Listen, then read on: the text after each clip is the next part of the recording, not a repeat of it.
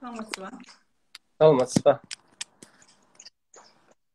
Саламатсыздар ма? Құрметті Дін Алматы парақшасының жазылушылары, оқырмандары. Бүгін бізбен тікелей эфирде Сейдманов Оралхан Рахматбекович, исламтанушы ғалым, және бүгінгі қозғайтын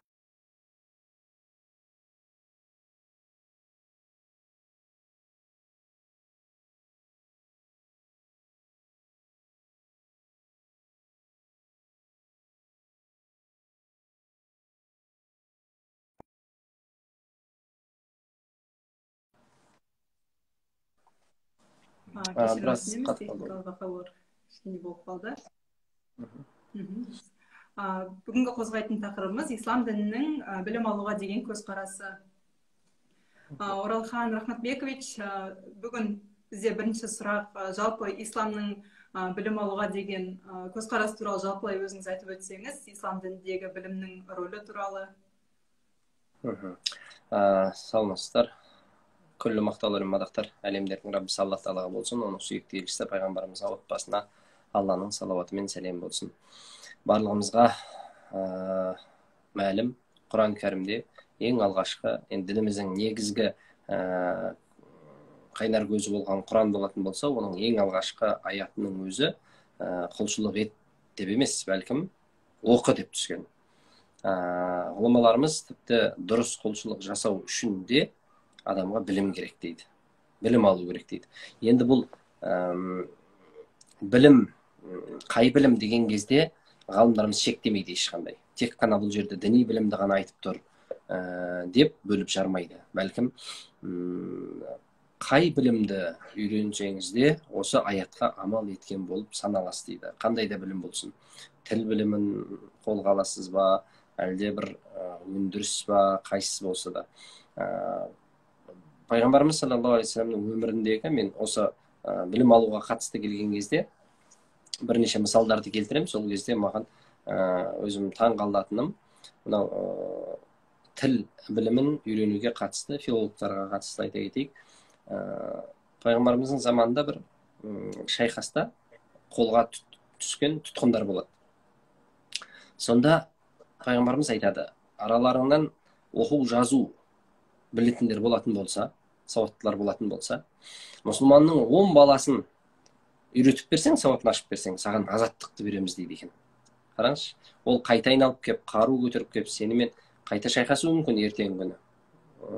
Соған қарамастан біздің балдарымыздың сауатын ашып берсең, оған сол азаттықты, бостандықты сыйлағалы тұр. Бұл нені білдіреді? Бұл сауатты болу, білімді болу, тіпті қажет болатын болса, дұшпаныңнан болса да сол білімді үйренуге. Және де пайғамбарымыздың алдына көптеген кісілер келеді екен, өзге елдерден, өзге ұлт өкілдері, солардың тілін үйрену үшін арнайы сахабаларға сен мына тілді егерші адамдар келген кезде ортадағы жағы тілмәшқа емес, оған сеніп қана қоймай, жағы өзімізді біліп отырайық дегендей пайғамбарымыз арнайы тапсырма берген екен. Яғни қарап отырсаңыз, Құранның аятында да бірінші болып түскен аят оқы деген болатын болса, пайғамбарымыздың өзі білім алуға сахабаларын ынталандырып жатса, және де Құран кәрімде көптеген кісілерден сұрасаңыз, не үшін мына дүниеге келдік деген кезде Құран кәрімдегі Зарият сүресінің 57-ші аятын сізге айтады. Мен жындар мен адамдарды өзіме құлшылық ету үшін жараттым деп. Сол үшін бұл дүниедегі біз тек құлшылыққа ғана келдік деп түсінеді. Бірақ сол аяттың өзін Ибн Аббас деген ғалым, сахаба, пайғамбарымыздың көзін көрген кісі, ең үлкен үмметтің ғалымы деген атаққа ие болған кісі, сол кісі өзімді тану үшін жараттым деп тәпсірлеген екен сол аятты. Неге? Себебі егер сен оны тани алмасаң, сен оған құлшылық жасай алмайсың. Танымаған адамның үкімі де жүрмейді ғой мына дүниеде, дұрыс па? Мысалы сізге біреу пәленше деп тапсырма беріп жатса, біреу шақырып жатыр деп жатса, кім ол дейсіз ғой? Оның лауазымы, оның беделі белгілі болғаннан кейін соған жараса сіз тараптан реакция болады. яғни адам баласы да Алланы тани алмай тұрып оған құлшылық ете алмайды. Сол үшін де бұл тұста да бірінші адам баласына білім керек.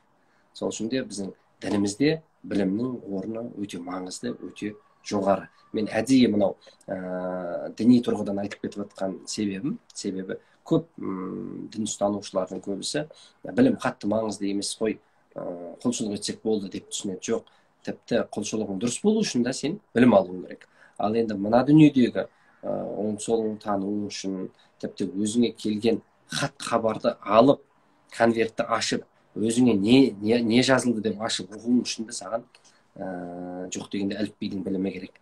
Мен шетелдерде көп болдым. Әсіресе мынау енді үшінші әлем деп жатады ғой, көбінесе артта қалып қойған, дамымаған елдердің қатарында деп. Көбінесе сол мұсылман елдерін өкінішке орай көрдім. Артта қалып қойған, шынында да арнайы мекемелердің алдында адамдар отырады, қағаз қалам алып қолына. Неге десең, осы мекемеге келген кісілерге жаңағы қызмет көрсетеді. Хатын оқып береді, өтінішін толтырып береді. Қараңыз, тіпті жазу сызуды да білмейді деген сөз. Сол үшін білім алу, жаңа пайғамбарымыздың өміріне де қарайтын болсақ, дұшпанның қолынан болса да сауатты ашуға, білімді алуға бізді нұсқайды.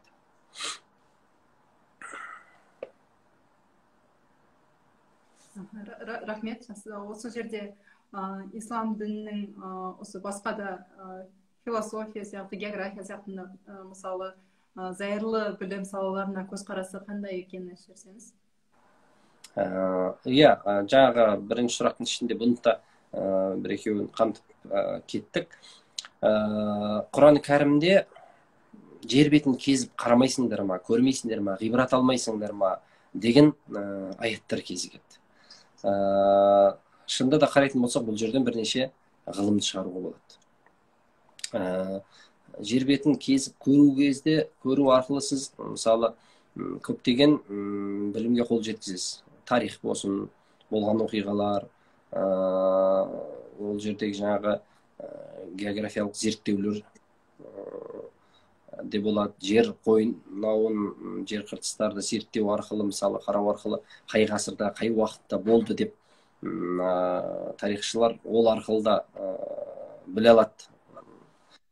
Яғни біздің дініміз жалпы ілім атауының ешқайсына тыйым салмайды. Бәлкім үйренсең, білім алсаң, үйренетін болсаң, керісінше сол арқылы сіз сауапқа кенелесіз. Мен бірде осы Алматы қаласында Бостандық ауданында имамдық қызмет етіп жүрген кезімде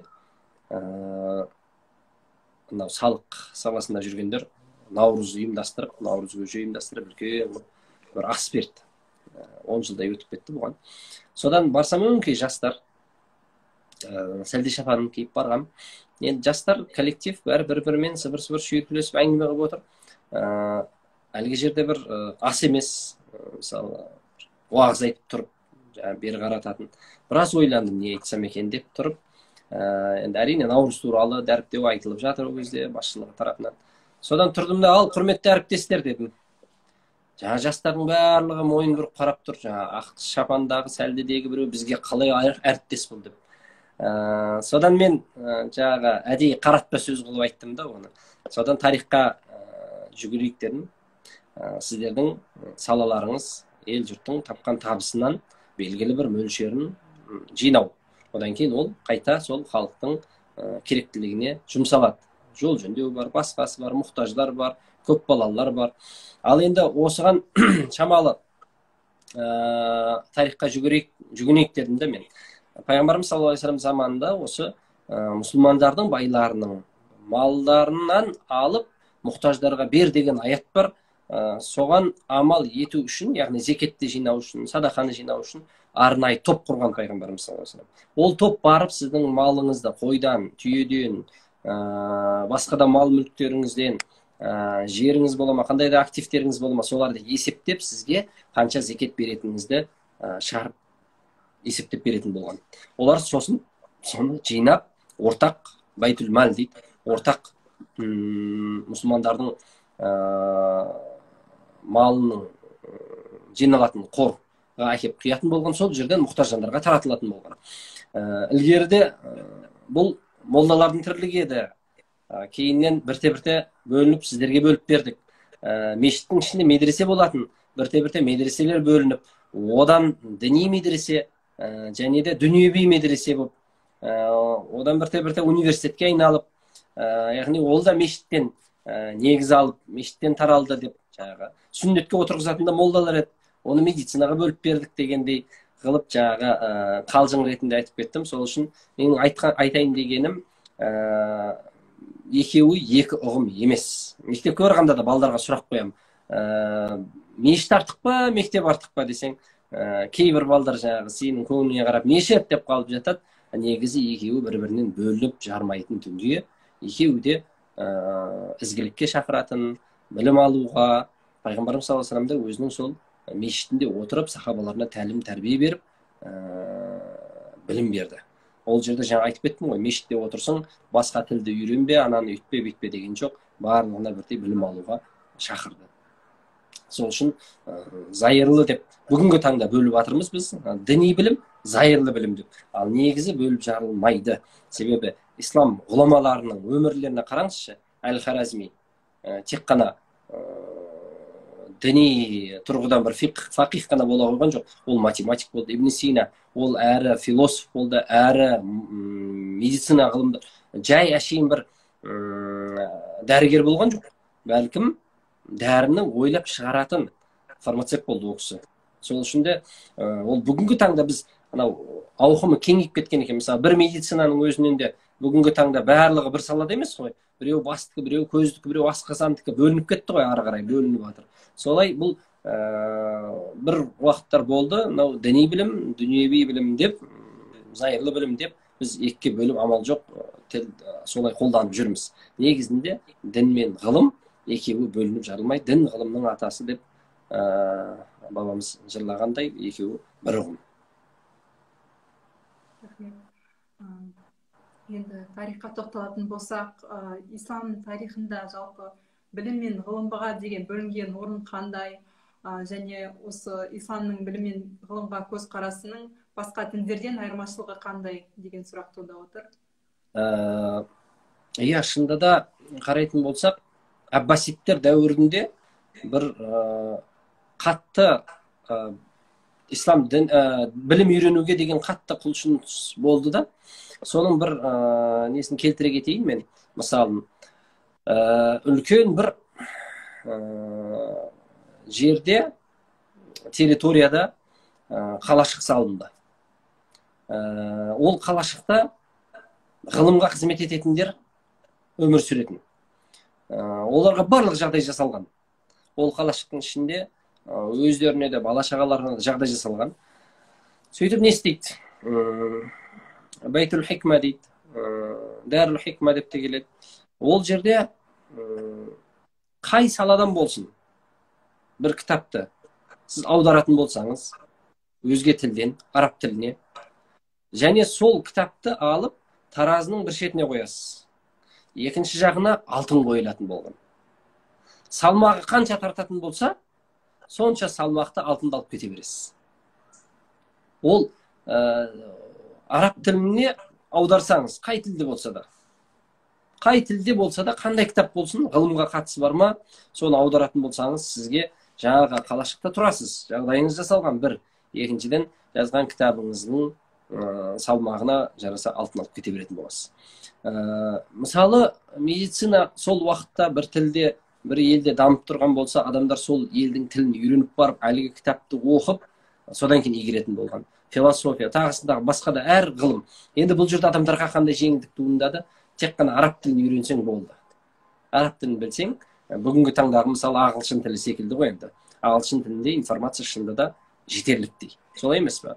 Ағылшын тілін игерсең, көптеген мағлұматқа қол жеткізесің дегендей. Сол уақытта сондай деңгейге көтерді. Сол арқылы көптеген адамдар араб тілін игеріп, одан жаңағы ғылымға қол жеткізді. Қарап отырсаңыз, соның оңай нәрсе емес, әлгі кітаптың салмағындай алтын беріп отыру, бұл сол уақыттағы Аббасия халифасының қолға алған дүниесі. Одан кейінгі замандарда да енді пайғамбарымыздың дәуірін айтып кеттік. Одан кейінгі бері қарай келетін болсақ та, кейінгі Османи империясы болсын, оның алдындағы омовидтерде болсын, ғалым адамдарға ерекше орын берілген. Патшалардың жанында олар кеңесші, уәзір ретінде ғалымдармен кеңесіп отыратын болған. Қай патшаның әкесінің өсиетін немесе патша өзінің баласына деген өсиетті ашып қарап отыратын болсаңыз, барлығында да ғалымдарға құрмет етті, ғалымдармен кеңесіп отыр деп. Тіпті жорыққа шыққан кезде де Орта Азиядағы жағдайларға тоқталатын болсақ, жорыққа шығып бара жатса да патшалар ғалымдарын жинап, олардың бір-біріне деген көзқарастарына қарайды екен. Бір атын ұмытып отырмын, Самарқандтағы бір патшаның өмірінде болған жайт тарихта келеді. Соғысқа шығайын деп жататтарын ғалымдарды аңға шақырады. Аңға шақырып кетіп бара жатып, бір патшаның ақырын, бір ғалымның ақырын артта қалып қойғанын байқап, осы моментті пайдаланады дағы жанындағы ғалымға сыбырлап тексеріп көреді. Анау артта қалып қойған ғалым дейсіңдер, бізді менсінбей артта келе жатыр, бұнысы қалай бұның деп. Сонда әлгі ғалымның айтқаны, патшам, хан ием, сіз бұндай адаммен бірге тағдырлас болып өмір сүріп жатқаныңызға қуаныңыз. Ол кісінің білімі соншалықты жоғары, аты әрең көтеріп жүр, оның жерге жатып қалмай деп мақтайды. Содан ақырын атын жаңағы бәсеңгелетіп артқа жетіп алып, артқа қалып қойып, алдағы ғалым туралы сыбырлап, оған да жаңағы сөзді айтады. Сөйтсе, одан да сондай жауап келеді. Сіз қуаныңыз, ол ғалыммен бірге өмір сүріп жатқаныңызға, әлі де ол ұшып кетіп жатқан жоқ, жер бетінде жүр деп мақтайды. Сонда ғалымдарым бір-бірімен ауызбіршілігі бар екен. Мен ойланбай елді тастап кете беруіме болады, яғни жорыққа шығып кете беруіме болады деп пайымда сол кезде сондай шешім қабылдаған екен. Яғни айтқым келгені, патшалар қашанда ғалымдарға құрмет көрсеткен, тарихтан да алып қарайтын болсақ.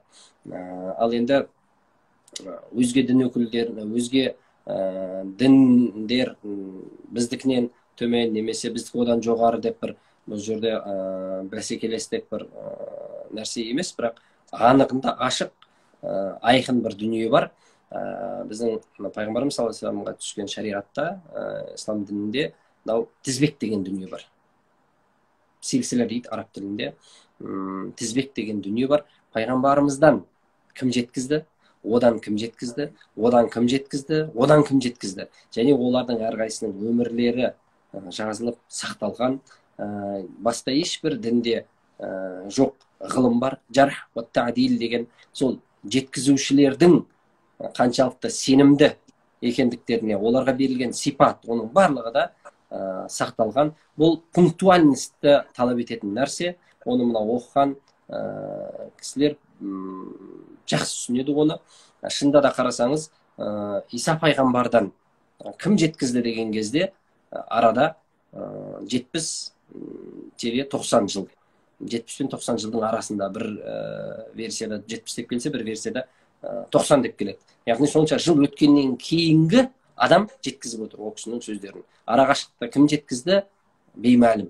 Ал біздің пайғамбарымыздан әрбір айтылған хадис бізге жаңағыдай тізбекпен жеткізіліп отырды. Имам Бухари, имам Муслим, имам Термизи, Ибн Маджа мәсәилер олар еңбек етті осы тұста. Көп емес, бір 200 жылдан кейін, 2 ғасырдан кейін хадистерді жазып кітапқа қалдыру басталды. Пайғамбарымыздың дәуірінде де болған, бірақ ауызекі жеткізгеннің өзінде жаңағы нәрселер қатты қолға алынып отырған. Сіздер де мысалы діни терминдерді естіп қалып отырасыздар ғой. Достоверный хадис, недостоверный хадис, слабый хадис деп мысалы. Соның барлығы сол ғалымдардың еңбектері арқылы жеткен хабарларға қойылған критериялар. Рахмет. Бүгінгі күні өзіңіз айтып өткендей, ислам діні білімге көп көңіл бөледі деп, алайда бүгінгі күні осы елімізде мектептегі діни атрибутикаға салынған тиымды желеу ете отырып, көптеген ата-аналар өздерінің қыздарын мектептен алып кетіп жатыр. осы жайлы осы мәселе бүгін актуальный мәселелердің бірі болып табылады. Сол туралы сөз қозғай кетсеңіз. Енді желеу ете отырып дегеніңіз шамалы томпақтау болып қалады. Себебі ол кісілер жай әшейін оны желеу қылып мектепке бермей қойып жатқан жоқ. Ол жерде діни ұстанымы кейбір адамдар діни түсінікте қатты бір радикалданып кетеді.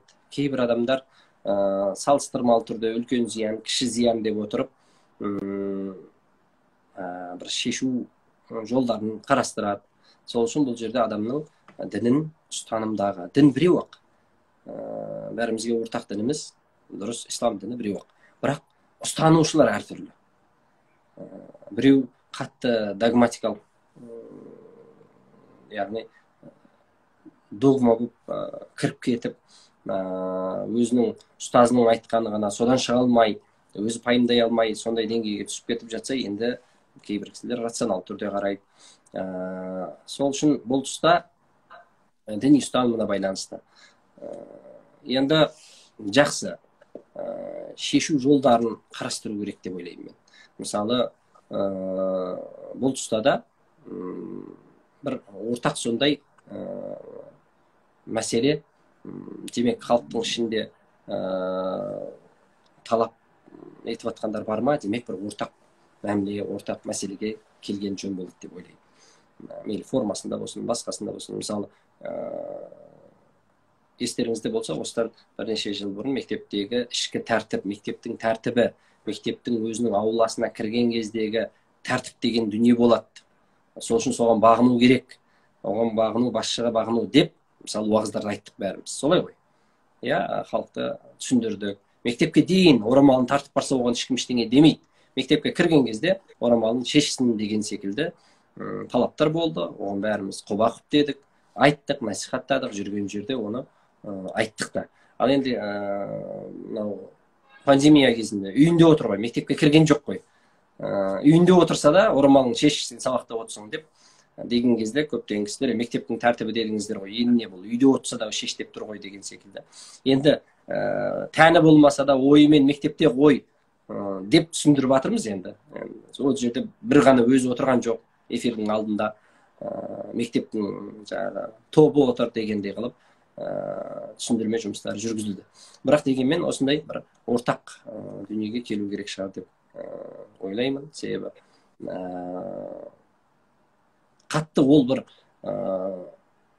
формаға қатып қалып емес, бәлкім қатты білім беруге көбірек ынталандырса, ол жаңағыдай түрлі ағымдардың жетегінде басқа да кетіп қалады деген неден кетіп қалады деген қауіптен біз ада боламыз. Яғни қашанда қарасаңыз, сауаттандыру жұмысы жақсы жүрсе, информация жақсы берілсе егер, онда жаңағыдай түрлі ағым, сол қорқатынымыз сол ғой біздің.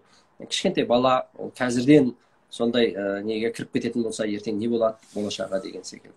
Сол үшін Аллаға шүкір, бұл да бірте-бірте шешіледі деген ойдамын.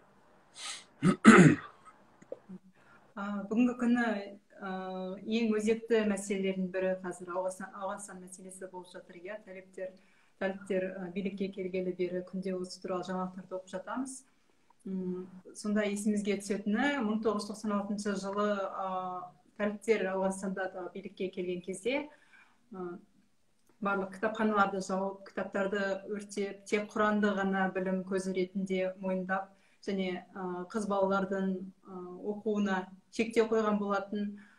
Осы туралы, яғни өзіңіз айтып кеткендей, ислам діні білімге деген көп орын бөледі деп айтып кеттіңіз. Енді осы туралы тыңдаушыларға түсіндіріп өтсеңіз. Енді кез келген билік құрып отырған жүйе болсын, басқа болсын, пенде ғой, ол кісілерді қателеспейді емес, қателеседі. Және қатесін сөйлеп, кейде тіпті қабылданған кейбір заңдардың өзін өзгертіп жатады.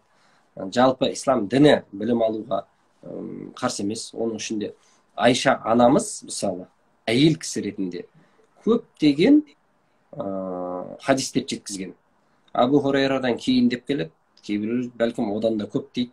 Яғни ер кісі бар, сахаба Абу Хурайра деген, бәлкім одан да көп хадисті Айша анамыз жеткізді дейді. Егер пайғамбарымыз саллаллаху алейхи әйел адам білім алмасын дейілетін болса, онда өзінің жарынан бастайтын еді бұл нәрсені. Сен білім жеткізбеуің керек деп.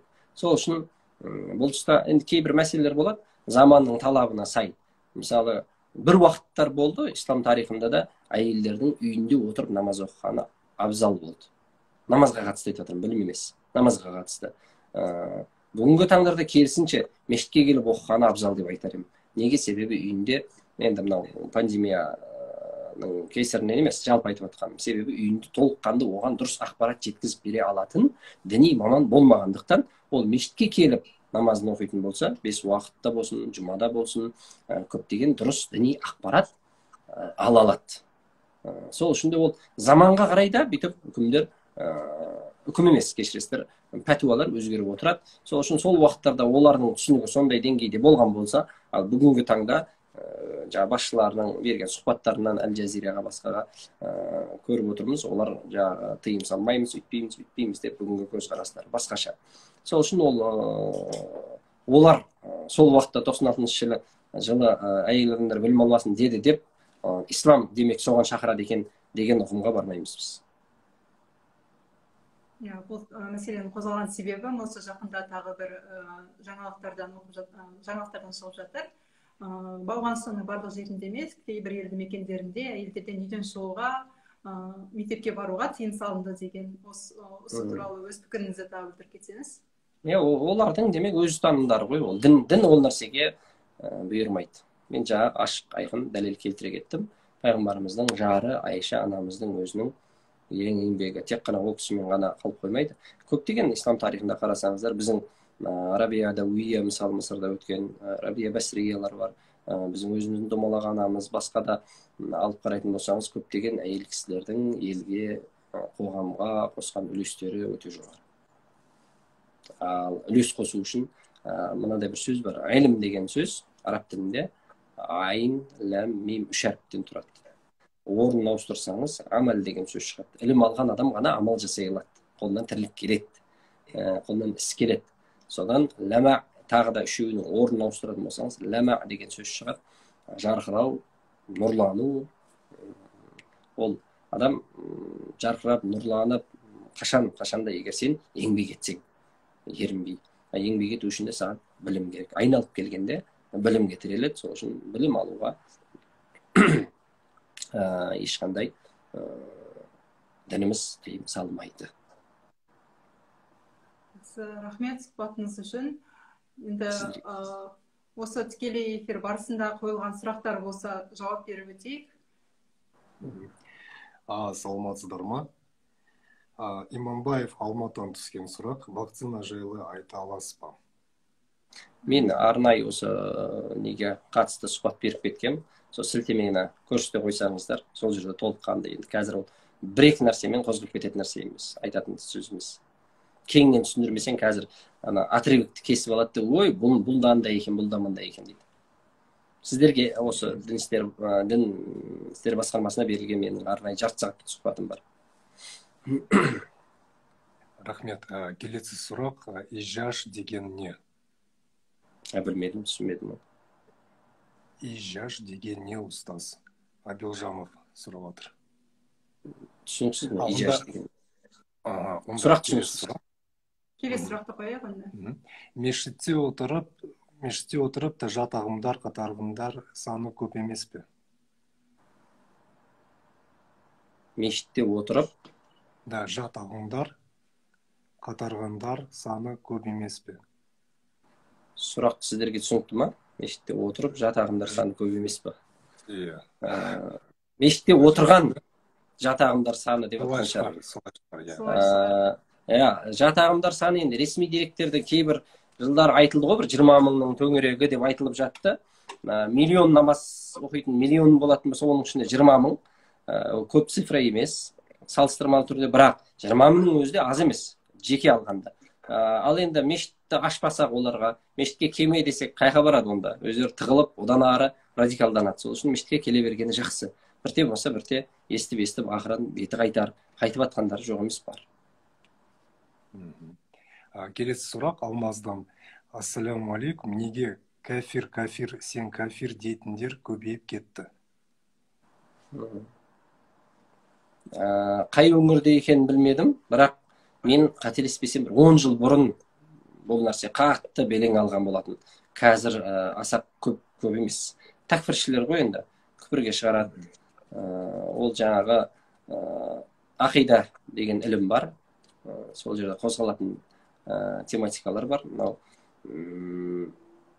Амал етпегеннің барын кәпірге шығаратындар бар. Мысалы, құры мұсылман болып ауызбен айту жеткіліксіз, бұйрықтарды орындамай жүрсең, сен де кәпірсің деген секілді жаңағы түсінікте жүретіндер болды. Бірақ мүмкін қазірде сіздің араласып жүрген төңірегіңіздегілер мүмкін бар шығар, бірен-саран. Бірақ жалпы ол тенденция әжептәуір тоқтап қалды, себебі халықтың сауаты ашылып қалды. Оған көптеген мысалдар бердік біз. Мысалы, әйел баласы жақсы намазын оқып жүр, орамалын тартып жүр, сіздің қойып атқан талаптарыңызды орындап жүр. Бірақ әйелдердің демалыс күндері болады, сол кезде намаз оқымайды. Сонда намаз оқымаған адам кәпір дейсіз ба оны? Немесе белгілі бір себеппен адам баласы намаз оқи алмай қалды. Оны қалай кәпір дейсің? Оны мұсылман қылу үшін кәлима айтқызуың керек емес па? Ал ол кәлиманы айтып тұр ғой ол. Кәлима айтып тұрған адамды қалай кәпір қыласың? Деген секілді дәрістердің жүргізілу арқасында көптеген адамдар түсініп қалды. Бүгінгі таңда ондай жоқ деп ойлаймын. Рахмет, соңғы сұрақтарымыз. Ұстаз іш дәреті туралы айтып кетесіз ба? Іш дәрет туралы. Іш дәрет деп біздің қазақта солай қойылып кеткен, іш дәрет деп айтылады. Негізі жалпы қажетіңізді өтеуге барған кезде әжетханаға, сол кездегі жуынып тазалануды айтылады ол. Оның дәретке қатысы жоқ. Қашан қажетіңізді өтедіңіз, сол кезде жуынып тазаланып қойсаңыз, сол іш дәрет қазақшада енді. Ал жалпы намаз үшін алынатын бет дәрет, іш дәрет деп екіге бөліп қойылған, біздің тілде түсінікті болу үшін. Жалпы олай емес, ол тазалық.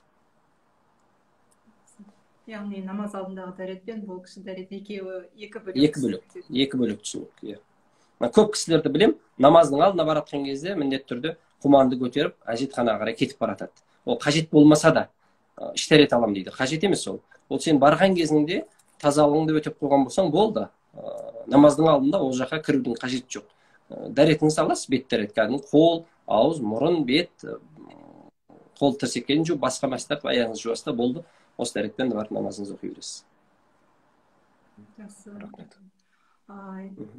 Жақсы. Осы сұрақтардан тоқтайық. Егер тағы да сұрақтарыңыз болып жатса, біз осы эфирдің жазбасын сақтап қоямыз. Сен Алматы парақшасында сол жерден пікір ретінде қалдырсаңыздар болады.